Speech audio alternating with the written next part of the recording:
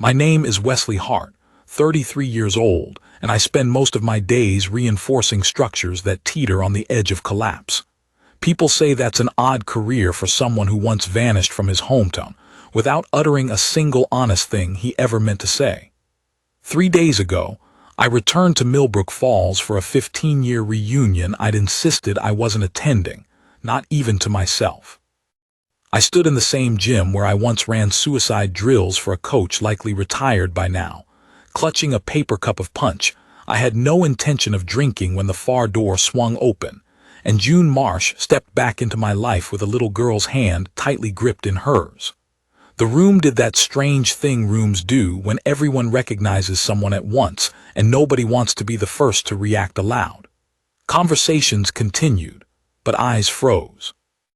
Someone near the drinks table murmured a sentence containing the words Daniel and terrible, pitched low enough that I wasn't supposed to catch the rest. And I didn't. Not yet. Not the whole story. June didn't look at any of them. She scanned the gym like someone checking exits in a room they've already decided isn't safe. Then her eyes found mine and stopped moving. 3 seconds, maybe 4, long enough that I noticed my own pulse. Crepe paper from our senior year draped the walls, and a playlist of songs from that era looped through a speaker propped near the free throw line, none of it registering as anything but background noise. My entire focus narrowed to 20 feet of gym floor, the woman standing at the end of it, as if the 15 years between us had simply gone quiet, not vanished. The little girl let go of June's hand and began walking. She couldn't have been more than 6, in rubber boots that looked like they'd seen real mud, not just decoration. She crossed the gym floor with the precision of someone who'd rehearsed the route. Past a table of name tags nobody had bothered to alphabetize, past 2 of my old teammates who fell silent mid-sentence to watch her go. She stopped 2 feet in front of me, tipped her chin back to see my whole face, and fixed me with the seriousness of a child who believes she's accomplishing something important. A gap where a front tooth had been, her gaze steady. I crouched without deciding to. She studied me for a second as if checking my face against a mental image. Then she said it. "Mommy said you'd come." "Come where?" I managed, my voice rougher than I meant it to be. "Here," I replied, the answer obvious. "To the dance. Mommy said the boy from her story might be here tonight, and I found you, so I win."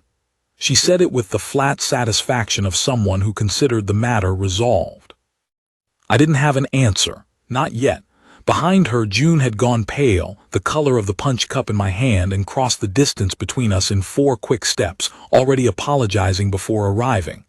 "I'm sorry," she said, reaching for the girl's hand instead of finishing the sentence. "She talks to everyone." "She doesn't." Wren didn't argue. She turned toward the door but glanced back once, as if confirming something she'd already decided. Then they were gone through the far doors and the gym noise rushed back in to fill the space. June never looked back. I stood there, holding a cup of warm punch, trying to make sense of what had happened, coming up short. Teddy Okafor found me 90 seconds later, the way he always did when I needed solitude. He'd softened around the middle and grayed at the temples since our last meeting, but his laugh, the one that once got us both sent to the office, remained unchanged. He followed my gaze toward the doors and let out a low whistle. "Did you hear?" he asked. "Hear what, Daniel?" I replied. "Daniel Marsh died about 1.5 years ago. I stormed past the Orchard Road. His car slid into a ditch on a curve everyone in town has hit at least once. That was it." Something dropped in my chest, nameless and sudden. I'd spent most of that year on a job outside Tulsa, sleeping in a trailer, checking my phone once a week if the site had signal. Teddy kept talking, filling in gaps I'd only half caught. But one detail lodged itself in my memory. Wren was his daughter. Theirs. 6 years old now. Sweet as anything. The whole town had watched June try to hold the orchard together alone since the accident, and from what I'd heard, it hadn't been easy. I didn't tell Teddy that 15 years ago, the night before I left for basic training. June Calder and I had sat on the tailgate of my truck behind this very building, and I'd planned to tell her I loved her. I'd crafted the sentence in my head all week, practiced it in the shower aloud, quiet enough that Mom wouldn't hear through the wall. When the moment came, when she looked at me with the gym's porch light behind her and asked what I was thinking, I said, "I'll call you instead." A coward's words. The real sentence was too heavy to lift. I never called. Not that week, not that month. By the time I found the nerve, silence had grown too thick for a phone call to feel appropriate without an apology I didn't know how to write. So I let it go quiet instead, convincing myself that was kinder. It was. I understood that fully now, standing in this gymnasium 15 years later, watching a 6-year-old with her mother's chin tell a room full of strangers that her mother had been talking about me. I set my cup down and went after them. Teddy muttered something behind me I didn't catch, not turning around. I found June in the parking lot, keys already out, wrestling a car seat buckle with the fierce precision of someone needing her hands busy to keep the rest of her from unraveling. Wren was half asleep against the window, exhausted from being the most honest person in the building. "June," I said. She didn't turn immediately. When she did, her apology face, familiar, ancient, was back. I realized I'd seen that expression before long ago when I'd broken her heart in the gentlest, most cowardly way possible. "I'm sorry about Wren. She's been asking about you for years. And I never thought you walk through that door," she admitted, "so I never prepped her for what to do if you actually did." "It's fine," I said. She studied me, deciding whether to believe me. Something in her shoulders eased. "What did you tell her?" I asked.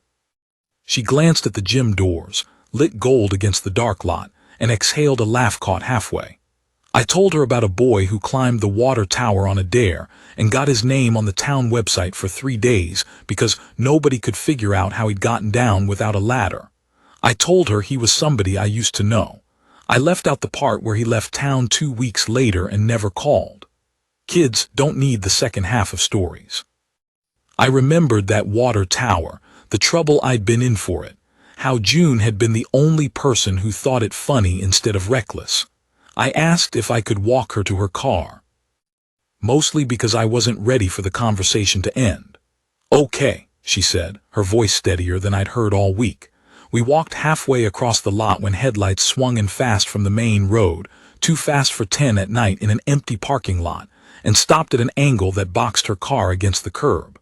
A woman stepped out before the engine fully cooled. I didn't know her yet, but I recognized the type. The woman who walks like she's already won an argument she hasn't started. "We need to talk about Friday," she said. She barely glanced at me. June's posture shifted, rigid and careful, like someone bracing for a wave they'd already survived.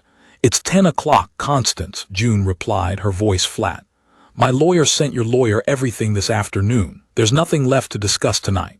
Constance Marsh looked at June like she was deciding whether a stain was worth scrubbing out. Then her eyes moved to me. "And who is this?" Constance asked. "A friend of June's," I said before she could answer, not liking the question's framing. Constance's eyebrows rose, filing me into her mental ledger. "Friday, 10 a.m. Courthouse Annex. Bring the financials this time, all of them, not the version your lawyers decided looks good." Then she was back in her car, tail lights cutting hard around the corner. June stood there, keys digging into her palm. I didn't ask, just waited. After a minute, she leaned against her car and explained, voice over-rehearsed from too many repetitions. "Daniel's father set up a family trust 30 years ago that owns the orchard land outright. The house and cider business are mine, clean, no argument there.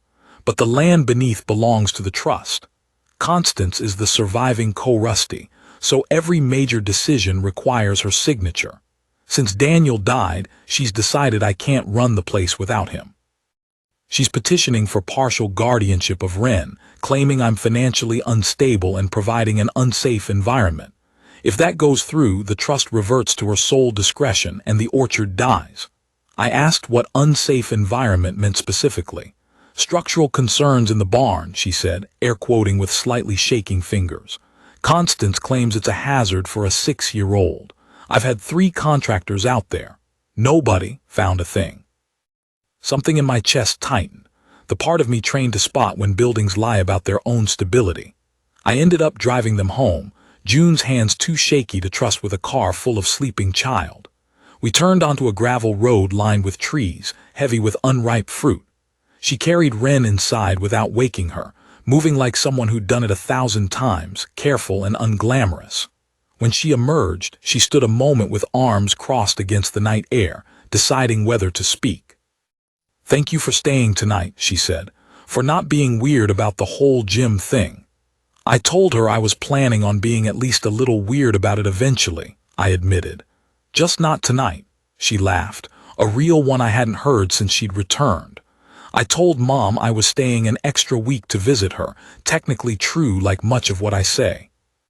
What was true was that by Wednesday morning, I had directions to Marsh Orchard programmed into my truck before fully admitting I was going to use them. Tuesday was quieter. June called that evening, ostensibly to apologize again for Ren. I told her nothing needed apologizing for. We talked 40 minutes about nothing that mattered, the way you can only do with someone whose voice already knows the shape of your silences.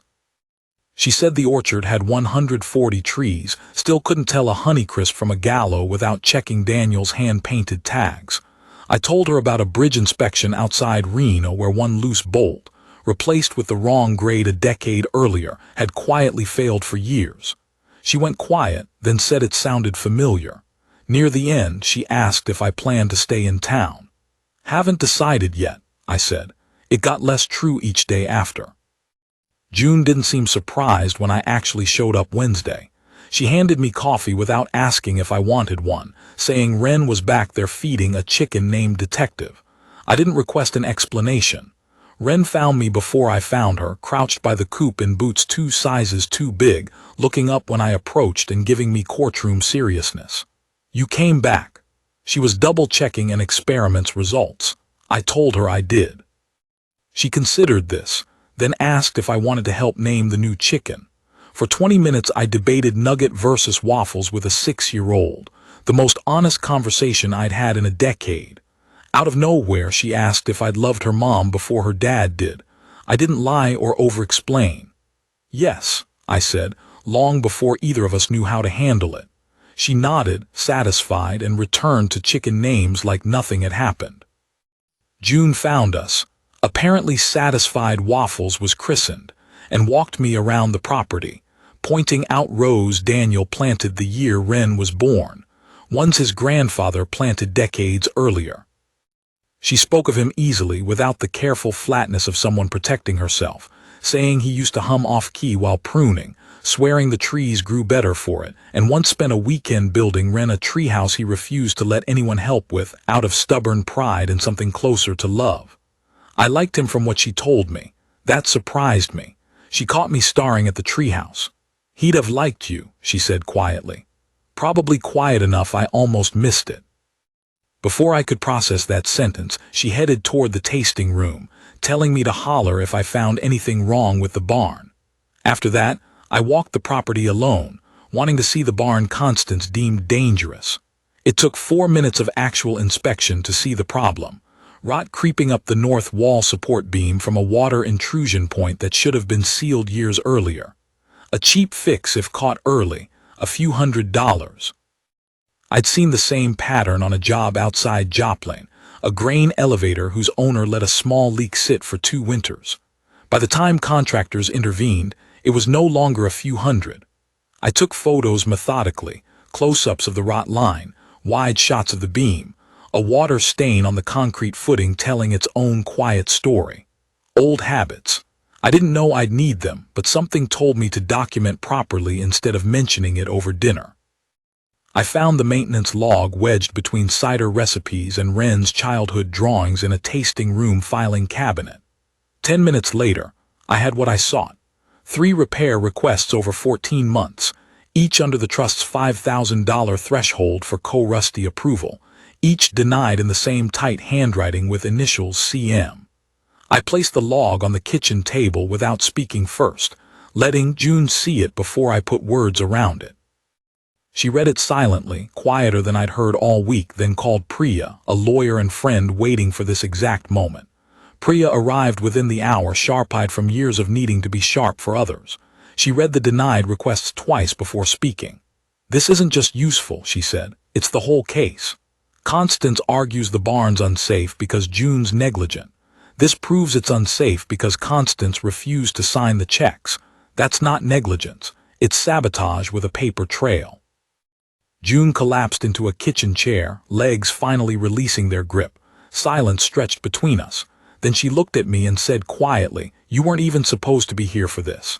I wasn't sure if that was a complaint. I chose not to answer like one.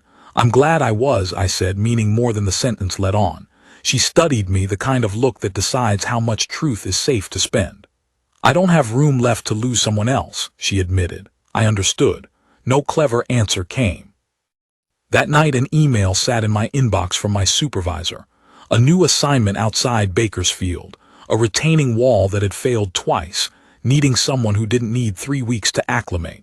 I read it twice, didn't reply. Felt uncomfortably familiar, the part of me already drafting the version of myself who'd take it and fly by Sunday. The same part that once said, "I'll call you instead," and considered that a plan. Thursday came fast. An amended filing arrived from Constance's lawyer overnight, burying a line in legal jargon. June exposed Wren to an unstable and transient male influence with no established ties to the child. Priya called it a scare tactic, the legal equivalent of throwing a chair to see who flinches. But June didn't look like someone unbothered by thrown chairs. She read it twice at the kitchen table, jaw tight, apologizing for dragging me into it by name. "I don't scare easily," I said. "And I've been called worse by people whose opinion matters more than Constance Marsh's." She almost smiled. Almost. Priya suggested a private conversation before the hearing might resolve things faster. June, when it came down to it, didn't want to win by humiliating Wren's only living grandmother publicly. There was a rough hour before we left for Constance's house. June nearly talked herself out of going, standing in the kitchen with the log, saying maybe letting lawyers handle it from a distance was safer, cleaner, less to lose if it went wrong. I didn't push. Just said Wren had asked that afternoon if grown-ups ever got brave on purpose, and I'd told her sometimes. "I'd like you to prove me right," I said. She looked at the log, then grabbed her keys.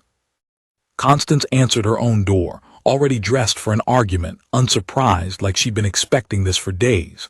She let us in. Priya laid the log on the coffee table without ceremony, letting Constance read it herself.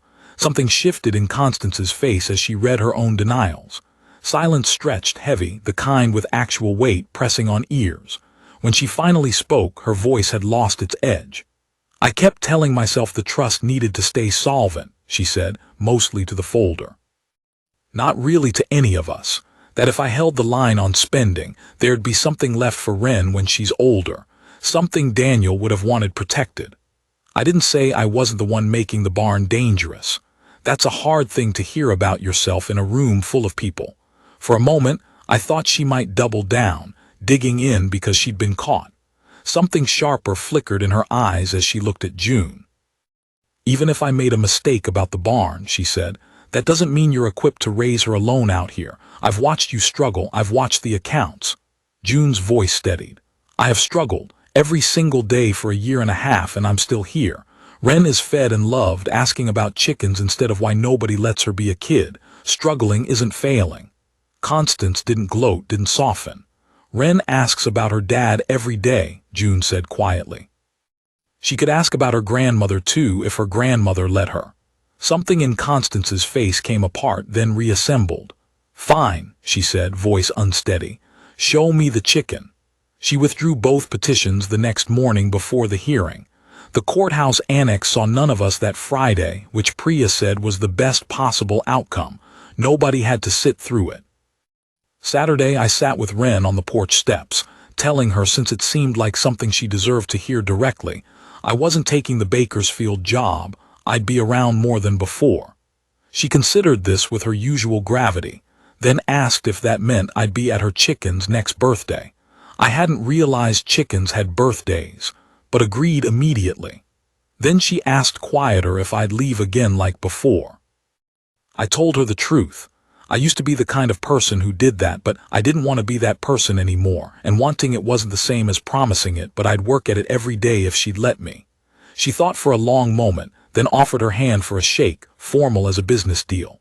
I shook it. June watched from the kitchen window, arms crossed, pretending not to listen.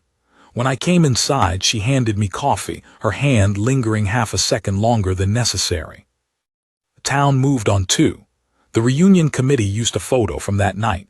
Ren mid-stride toward me for their online group, captioning it, Millbrook Falls Raising Main Characters. June thought it was hilarious. 6 months later, the barn's north wall was rebuilt mostly by me on weekends, Ren handing me the wrong-sized wrench on purpose because she decided it was funny. Constance came most Sundays by then, not a different person, still sharp-edged from decades of holding a business together through sheer will. But she'd started bringing Ren books that used to belong to Daniel, asking June actual questions instead of handing down verdicts, and some Sundays that was enough. I moved into the loft above the tasting room by then, close enough for Ren to run over in socks when she wanted an audience for a cartwheel far enough that June, and I still had to choose each other every day instead of defaulting into it, which she said mattered. Some promises are loudest exactly because nobody ever says them out loud. I'd spent 15 years thinking the sentence I swallowed behind that gym had evaporated, gone the moment I chose 4 easier words instead. It hadn't. It had just been waiting inside a bedtime story about a water tower told to a little girl over and over until she grew up enough to carry it across a gymnasium floor and hand it back to the one person who needed to hear it most. I was on a ladder checking the last of the barn flashing on an October Sunday when Ren hollered up. She'd told her whole kindergarten class she was bringing 2 people for career day instead of 1. Waffles the chicken had been considered and rejected as the second guest. June, sorting crates downstairs, called up without looking over, hopping I owned a hard hat because career day audiences don't forgive boring answers. I told her I manage, and I meant it the way I meant everything I told her these days. All the way through, she'd said yes to me 3 weeks earlier, right there on that porch, with Ren as the only witness, my grandmother's ring crooked on her finger because I'd guessed wrong, and neither of us cared enough to fix it yet. Ren waited at the bottom of the ladder, hands on hips, gap-toothed and entirely serious. You have to tell them the water tower story, she said. The whole thing this time, not the version with the second half missing. I told her I would. Every word of it, all the way to the end, with both of them standing in the last line.